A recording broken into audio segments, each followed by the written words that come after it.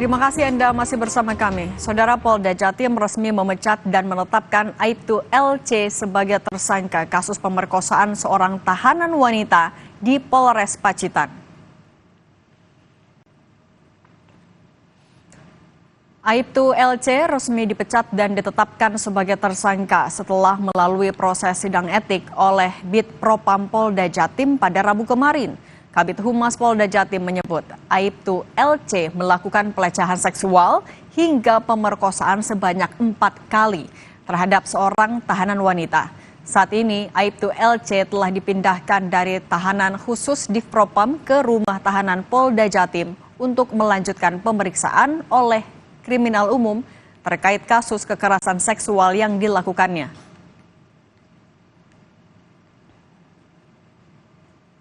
Bahwa tersangka saudara LC melakukan pelecehan seksual atau perbuatan cabul sebanyak 4 kali dilakukan pada ruang berjemur wanita di Rutan Polres Pacitan. Terkait dengan kasus pemerkosaan, korban masuk tahanan Polres Pacitan setelah ditangkap dalam sebuah penggerebekan pada 27 Februari 2025. Sejak saat itu, korban menjadi salah satu tahanan di sel tahanan Polres Pacitan. Peristiwa pemerkosaan korban oleh anggota Polres Pacitan, yakni Aibtu LC yang sedang menduduki posisi sebagai pejabat sementara Kepala Satuan Tahanan dan Barang Bukti di Polres Pacitan. Dugaan pemerkosaan dilakukan berturut-turut pada 4 hingga 6 April di ruang di mana korban ditahan.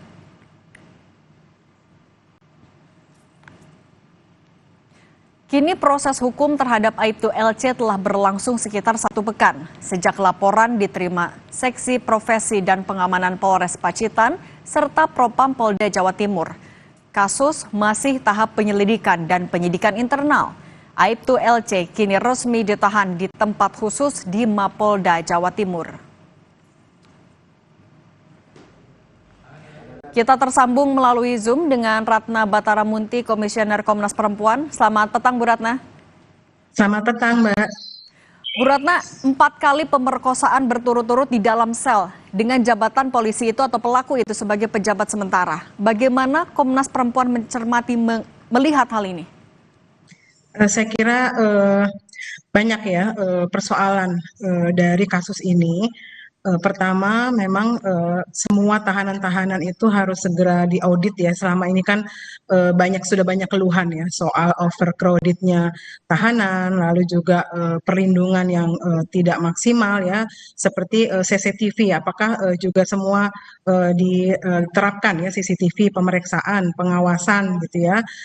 Dan ini juga dilakukan oleh orang-orang yang seharusnya dia memberikan perlindungan. Jadi saya kira tidak cukup hanya pemberhentian ya, tapi memang ditegakkan betul sanksi terhadap pelakunya ya. Kalau kita lihat di Undang-Undang Nomor 12 Tahun 2022 tentang tindak pidana kekerasan seksual, maka si pelaku ini yang dia harusnya melindungi korban, aparat atau petugas, yaitu dapat penambahan sanksi sepertiga. Jadi ini kita harus kawal ya proses penegakan hukumnya, tidak saja soal kode etiknya ya, meskipun kita memang perlu juga mengapresiasi karena begitu cepat ya untuk proses kode etiknya ini ya, diberi sanksi dengan pemberhentian secara tidak hormat ya, atau PTDH ya kepada yang pelakunya gitu. Tapi itu tidak cukup. Jadi audit yang harus dilakukan ini juga untuk mengidentifikasi apa saja kekurangan selama ini ya, sehingga sampai terjadi kasus yang sangat memprihatinkan ya. Nah, jadi saya kira tidak saja penanganan tapi upaya-upaya pencegahan ya di ruang tahanan itu kan ruang yang juga sangat potensial ya terjadinya kekerasan terhadap pihak yang lemah. Dalam hal ini kan ada relasi kuasa ya antara si pejabat atau petugas dengan mereka yang ditahan. Nah, ini situasi kayak gini ini mendapat penekanan ya di dalam Undang-Undang Tindak Pidana Kekerasan Seksual gitu. Nah, satu lagi juga saya kira sudah saatnya ya, karena pemerintah Indonesia sudah lebih dari 20 tahun meratifikasi konvensi menentang penyiksaan ya. Jadi yang dilakukan oleh aparat gitu ya, ini termasuk juga penyiksaan. Karena itu pertama yang melakukan aparat gitu ya, dan itu juga termasuk tindakan yang merendahkan martabat ya, ill treatment, itu masuk dalam unsur-unsur konvensi menentang penyiksaan. Nah ini saya kira perlu disosialisasikan dan diterapkan, dan Indonesia tuh terikat ya untuk membuat laporan 5 tahun terkait dengan pelaksanaan konvensi menentang penyiksaan yang kita sudah ratifikasi sejak tahun 1998, yaitu melalui Undang-Undang Nomor 5 ya tahun 1998. Nah jadi ya oke. Bu Ratna, tapi kalau lagi-lagi kita melihat kasusnya 4 kali di dalam sel, bagaimana kalau di Komnas Perempuan bisa membayangkan seorang pejabat polisi bisa melakukan tindakan kriminal seleluasa itu? Di mana celahnya? Iya, saya kira ini kita nggak bisa melihatnya sebagai oknum atau secara individual ya. Ini adalah sebuah sistem ya yang memang tidak aman gitu ya, yang membiarkan, dan kita juga bertanya-tanya apakah ini kasus yang pertama yang terungkap gitu. Karena begitu lemahnya pengawasan dan perlindungan terhadap tahanan, khususnya tahanan perempuan ya.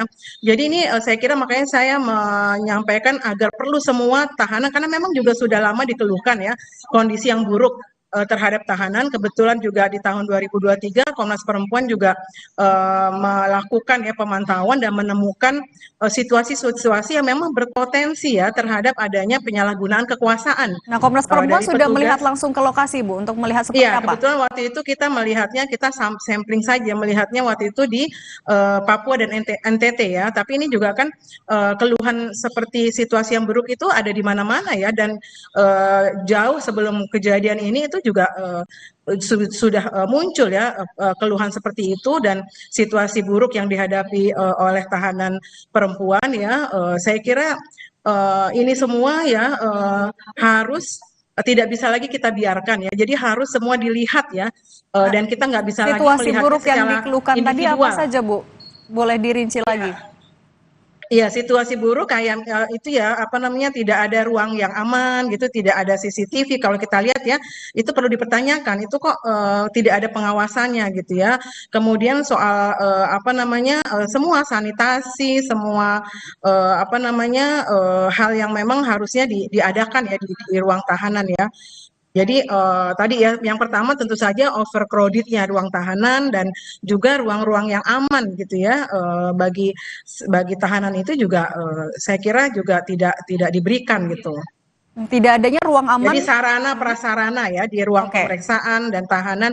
Saya kira ini kalau tidak ada CCTV kan nggak ada yang memantau. Kalau ada apa-apa itu apa yang terjadi di situ ya, misalnya suap menyuap ya, lalu pelecehan itu bagaimana gitu ya kalau misalnya itu tidak diawasi gitu. Itu tuh dan tidak ada pengawasan ini artinya kasus ini juga harus menjadi tanggung jawab tidak hanya dari pelaku tapi juga semua diperiksa, ya, dievaluasi. Itu saya bilang.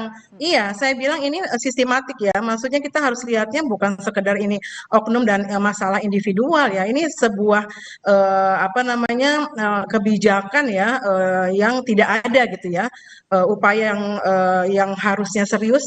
Misalnya saya tadi katakan kita sudah meratifikasi konvensi anti penyiksaan, tapi sampai terakhir itu kan juga belum ada laporan dari pemerintah ya setelah 25 tahun ya. Ini kan juga pengabaian ya. Pada di konvensi penyiksaan itu juga benar-benar menyasar pada aparat atau pejabat gitu ya, untuk mengawasi perilaku mereka terhadap termasuk tahanan atau siapapun yang menjadi terlapor, tersangka, terdakwa, dan tentu saja perempuan yang berhadapan dengan hukum gitu ya. Itu kan perlu itu diawasi ya, dan di dalam konvensi itu jelas gitu ya, pelakunya terutama adalah aparat atau petugas atau pejabat negara gitu. Bu Ratna, kalau Anda meyakini ini adalah sebuah sistem, bagaimana Anda bisa memastikan kalau misalnya ada kasus-kasus yang belum terbuka ini bisa dibuka, dan bagaimana Komnas Perempuan akan memastikan ya, kok bisa gitu loh, kok bisa 4 kali itu dilakukan? Itu kan betapa lemahnya perlindungan terhadap tahanan, ya kan? Oke, untuk kasus lain Bu, dan memastikan pelaku bisa dapat hukuman seberat-beratnya, apa yang dilakukan Komnas Perempuan? Iya, tegakkan Undang-Undang TPKS itu jelas di pasal 15 poin C, apabila yang melakukan kekerasan seksual itu adalah pejabat, petugas itu, dan mereka yang punya kewenangan untuk melindungi gitu ya, itu harus diperberat ya, hukumannya sepertiga ya. Jadi itu harus ditegakkan ya. Jadi selain juga hukuman terkait dengan pelanggaran kode etik, tapi tetap ya sanksi hukum menurut undang-undang yang berlaku itu tetap harus dikawal gitu. Nah, itu kita juga harus mengecek apakah dia ketika melakukan kekerasan seksual itu dalam proses mungkin pemeriksaan atau meminta pengakuan. Nah, kalau memang itu ada, itu berarti dia memang sudah melakukan penyiksaan seksual, bukan lagi pelecehan seksual. Itu sudah masuk kategori penyiksaan seksual ketika dia tadi itu ya melakukan kewenangannya itu, tapi dia menggunakan menggunakan peluang itu gitu ya untuk melakukan kekerasan seksual. Nah, Saya oke Bu kewenangan Ratna. untuk memeriksa, untuk meminta keterangan gitu ya. Nah, itu nggak bisa kita kategorikan lagi sebagai pelecehan seksual. Oke Bu Ratna, kalau untuk korbannya Ya. sendiri, bagaimana memastikan dalam kasus ini selama ditangani, perlindungan untuk korban bisa dilakukan secara benar? Ya, saya kira jelas ini si korbannya itu sudah jelas ya hak-hak atas pelindungan dan hak atas pemulihan itu ada bab khususnya ya di Undang TPKS, itu wajib negara ya dalam hal ini pemerintah yang punya tanggung jawab ya itu memberikan perlindungan gitu ya, memberikan pemulihan gitu. Nggak bisa lagi ada di situ, itu udah nggak aman gitu ya. Dia berhak atas semua yang sudah dimandatkan dalam Undang-Undang Tindak Pidana Kekerasan Seksual, misalnya layanan psikolog, ya, layanan kesehatan, pemeriksaan psikologis, ya, itu semua harus diadakan. Nah, itu yang tadi saya bilang, yang buruknya apa ya? Buruknya selain tadi overcrowded, lalu juga ruang tahanan yang tidak manusiawi, sarana dan prasarana, termasuk tidak ada CCTV, dan yang buruk lagi tuh tidak ada layanan-layanan yang disediakan ketika si perempuan tahanan ini mendapatkan persoalan ya, dan tidak ada prosedur pengaduan dan mekanisme untuk memfollow up ya ketika ada keluhan-keluhan yang diterima oleh tahanan. Oke, audit secara menyeluruh ini yang jadi Iya, oke, iya, baik. ini seharusnya sudah lama karena kan keluhan terhadap tahanan itu sudah lama ya. Oke, pertanggungjawaban ini yang Disampaikan. kita juga akan tagih. Terima kasih Bu Iya. Ratna Batara Munti, Komisioner Komnas Perempuan sudah berbagi bersama kami.